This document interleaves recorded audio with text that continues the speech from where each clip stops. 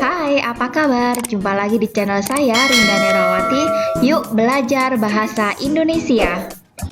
Kita akan belajar tentang menulis teks fantasi atau teks cerita imajinasi. Bahasa Indonesia kelas 7.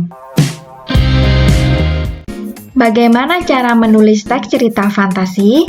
Langkah-langkah menulis teks cerita fantasi ada 6, yaitu 1.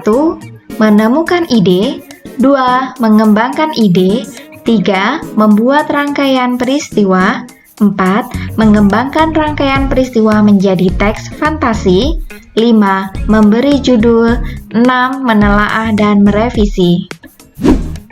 Langkah pertama yaitu menemukan ide.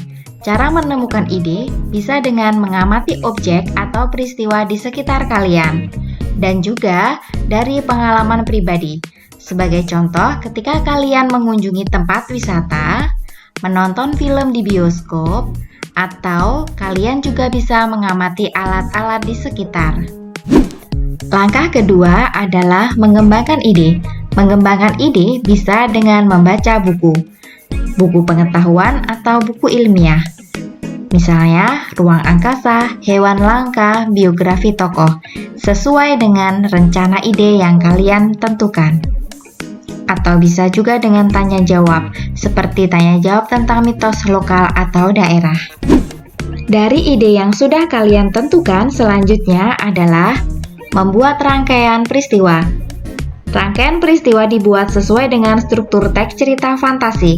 Struktur yang pertama adalah orientasi, 2. Komplikasi, dan 3. Resolusi. Selanjutnya adalah langkah keempat, yaitu berdasarkan peristiwa yang sudah dirancang, kalian bisa mengembangkan watak tokoh, latar, dan dialog sehingga menjadi cerita yang utuh.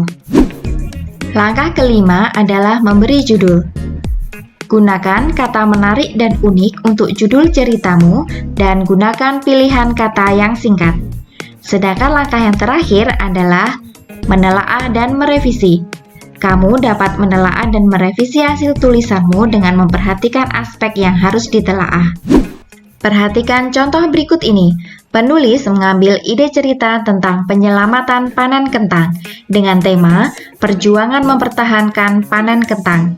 Struktur yang pertama adalah orientasi, yaitu 1. Tokoh dan temannya melihat kebun kentang milik pamannya. 2. Tokoh dan temannya bertemu dengan ribuan kumbang kecil yang siap menyantap semua kentang. Struktur yang kedua adalah komplikasi. 1. Tokoh dan temannya mencoba mengusir ribuan kumbang kecil itu. 2. Tokoh dan temannya disembur asap oleh ribuan kumbang kecil. 3. Pertempuran berlangsung sengit. Struktur yang ketiga adalah resolusi. 1. Dalam pertempuran, tokoh dibantu oleh seorang pangeran penjaga kebun kentang. 2. Tokoh dan temannya selamat dari amukan ribuan kumbang kecil. 3. Kentang di kebun paman si tokoh selamat dan dapat dipanen. Nah, dari rangkaian peristiwa yang sudah kalian buat, selanjutnya adalah mengembangkan rangkaian peristiwa menjadi teks fantasi. Minggu pagi yang cerah, Danu, Vio, dan Melki bermain ke rumah Paman Danu. Paman Danu memiliki kebun kentang yang sangat luas dan siap dipanen. Mereka ingin bermain sekaligus memanen kentang di kebun kentang milik Paman Danu. Di tengah asyiknya bermain, Danu dan teman-temannya melihat gerombolan kumbang kecil.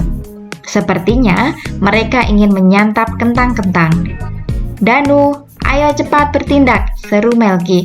Ayo kita selamatkan kebun kentang pamanku, teriak Danu. Serbu, teriak Vio dengan sorot mata merah penuh amarah.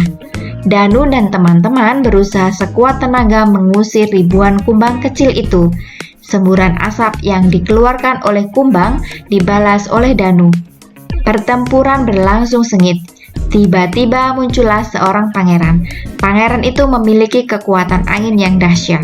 Dengan kekuatan itu, akhirnya berhasil mengusir ribuan kumbang kecil. Danu dan teman-temannya selamat dari amukan ribuan kumbang.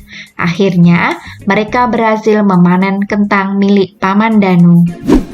Nah, dari teks fantasi tersebut, kita bisa membuat dan memilih judul yang cocok, yaitu 1.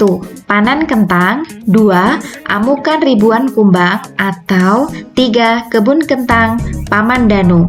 Selanjutnya, tinggal kita periksa hasil tulisan yang sudah dibuat. Terima kasih sudah menyimak video saya dari awal hingga akhir.